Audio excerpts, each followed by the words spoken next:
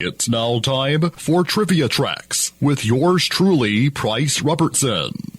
This edition of Trivia Tracks is brought to you by ProMed Ambulance Services. Care you can count on. And Beth Smith at Edward Jones. Edward Jones, making sense of investing, member SIPC. Until September 13th, 1964, no one ever thought a TV show would revolve around con artists. The Rogues was just that, starring screen legends Gig Young, David Niven, and Charles Boyer as a related trio of former con men who could, for the right price, be persuaded to trick a very wealthy and heinously unscrupulous Mark.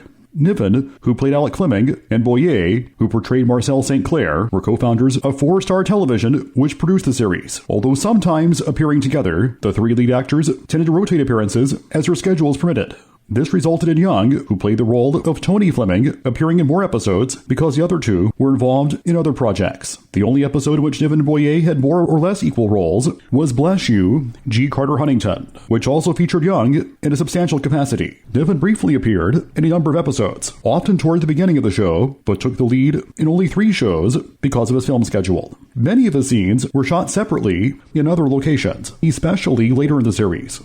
Additional continuity was provided by the presences of Gladys Cooper as Auntie Margaret St. Clair and Robert Coote as Timmy St. Clair, appearing in their supporting roles in most episodes. Although The Rogues won the 1964 Golden Globe Award for Best Television Series, NBC canceled the series after 1 season, consisting of 30 episodes.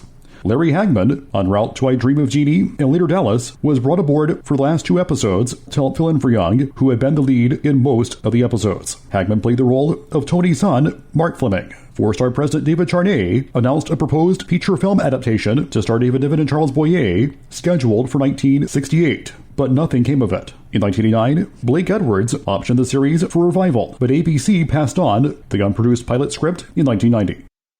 Till next time, I'm Price Robertson. Amazed by today's trivia? Then join me for Trivia Tracks weekdays at 6:45 on Everybody's Country Y95.